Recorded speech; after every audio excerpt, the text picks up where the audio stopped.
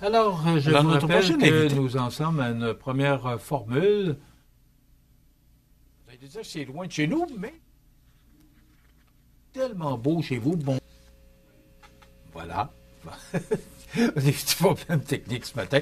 Je vous rappelle que dès ce matin, et ce pour jusqu'au 8 septembre, alors que le 8 septembre, on reprendra la saison d'automne et la programmation d'automne, mais pour l'été, ben, on aura une petite formule plus allégée, et vous comprendrez là, que l'été, ben, c'est pas pareil. Alors, c'est plus hein, comme ça.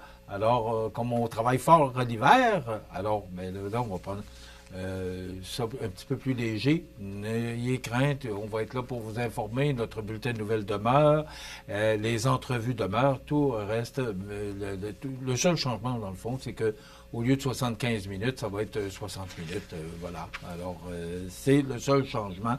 Mais on sera là, sauf les 2 dernières de juillet, où vraiment on va prendre une pause. On va arrêter l'émission complètement pour 2 semaines. Alors, on va reprendre, il me semble que c'est le 4 août. Alors, pour les 2 semaines de la construction, là, on dit toujours les vacances de la construction. Ce n'est plus ça, ce n'est plus la vraie appellation, mais quand même, juste peut-être pour bien vous identifier les semaines, les 2 semaines de la construction. Alors, toute l'équipe prendra une pause, bien méritée, il faut le dire, et on reprendra, il me semble, c'est lundi le 4 août, et le 8 septembre, ben là, ce sera la programmation d'automne. Ben voilà, Madame Caron qui nous a dit, parce que récemment je l'ai rencontrée, justement lorsqu'on a fait l'annonce chez Paber Aluminium, je l'ai rencontrée, Madame Caron, j'ai dit, puis Madame Caron, est-ce que vous revenez? Parce qu'à chaque fois que je rencontre un politicien municipal, ben je lui pose la question à savoir s'ils vont revenir, s'ils reviennent pour le prochain mandat, les prochaines élections qui auront lieu le 2 novembre prochain. Mme Caron a dit, M. Montminy, j'attends, je vais répondre à tout le monde d'ici la fin du mois de mai. Ben, elle a tenu promesse parce que c'est vendredi le 30 qu'elle a enfin donné sa réponse du fait qu'elle quitte la vie politique. C'est un peu ce que je sentais aussi. Mme Caron, qui, après 3 termes là, de 4 ans, quand même, là-dessus, elle a été plusieurs années préfète. Je ne sais pas combien d'années, mais elle a été longtemps préfète de la MRC. Alors, elle s'est impliquée grandement, Mme Caron.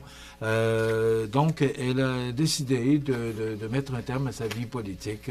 D'ailleurs, on lui souhaite un bon repos. On l'a invité à venir nous jaser, à venir justement parler de ces 12 années à la politique municipale. Donc, on n'a pas eu de retour, mais je compte, connaissant Mme Caron, j'ai l'impression qu'elle va accepter notre invitation. Donc, on devrait la recevoir prochainement sur nos ondes là, pour parler de son bilan, justement, et comment elle entrevoit les prochaines années à la retraite. Donc, Mme Jocelyne Caron qui quitte et Mme Caron qui a dressé un bilan empreint de fierté, soulignant les nombreuses réalisations accomplies durant son mandat. Parmi celles-ci, elle parle des travaux de réfection des infrastructures sanitaires, la modernisation du garage municipal et bien sûr la construction d'une nouvelle caserne incendie et le partenariat là, avec la ville de Montmagny. Également, la relocalisation des bureaux municipaux qui s'ajoutent à la liste des accomplissements. Elle se dit fière de l'acquisition du presbytère et de la Grange Adim qui contribuent à mettre en valeur le cœur du village et à offrir aux citoyens un lieu de rencontre et de rassemblement. Donc, Mme Jocelyne Caron, qui a annoncé vendredi qu'elle ne sollicitera pas un 4e mandat à la mairie de Cap-Saint-Ignace. Le Centre d'aide aux entreprises Montmagny-Lillet, qui tenait la semaine dernière son assemblée générale annuelle, marquant à la fois un changement important au sein de son conseil d'administration, parce que monsieur, attends un petit peu, le président actuel, M. Gauvin, voilà, qui quitte, et c'est Denis Lavoie qui va prendre la place pour la présidence. Donc, l'année 2024-2025 aura été marquée par des réalisations impressionnantes. En effet, là, le CAE a autorisé 20 prêts totalisant plus d'1 million de dollars en investissement, soutenant ainsi la création de 15 emplois et le maintien de 58 autres dans la région de Montmagny-Lillet. On sait que c'est un organisme qui prête, on dit un organisme qui prête un capital de risque. Voilà. Alors, je pense qu'elle a très bien joué son rôle. Ses interventions réparties entre les fonds réguliers, jeunesse, FlexiPrêt et Stratégie verte ont appuyé des projets de démarrage, de croissance et de modernisation et également de relève entrepreneuriale. Vous savez, dans le fond, le centre d'aide, quand une personne veut démarrer une entreprise, les institutions, là, les banques, les caisses, disent, moi, si j'embarque dans ton projet, il faudrait qu'il manque tant de milliers de dollars. Le centre d'aide aux entreprises Montmagny, il peut jouer le rôle d'investisseur pour justement combler le manque à gagner pour le démarrage de l'entreprise de cette personne. Donc, un organisme très important chez nous, le Centre d'aide aux entreprises Montmagny-Lillet. Donc, bravo à Mireille Thibault, directrice générale, et à M. Gauvin, qui quitte et qui laisse sa place à Denis Lavoie, qui sera le nouveau président du conseil d'administration du CAE, le Centre d'aide Montmagny-Lillet. Enfin, les MRC de Montmagny-Lillet et Kamouraska qui viennent de recevoir un important coup de pouce pour renforcer leur marché de l'emploi. En effet, le député de Côte-Sud, Mathieu Rivet, a annoncé que ces 3 MRC pourront bénéficier d'un soutien financier allant jusqu'à 100 000 $ pour développer des projets novateurs répondant à leurs besoins spécifiques en matière de développement de l'emploi. Au total, ce sont 42 MRC à travers le Québec qui sont ciblés par ce programme, alors que chaque MRC pourra déposer un seul projet, et ce, jusqu'au 31 mars 2026. Il s'agit donc d'une belle opportunité pour les communautés locales de faire preuve d'innovation et de collaboration afin de créer des environnements propices à l'épanouissement professionnel et au développement régional. Bon, je pense que tout le monde a bien réalisé que, je pense que ça fait 3 fins de semaine, là, mais en fin de semaine, c'était vraiment triste et gris.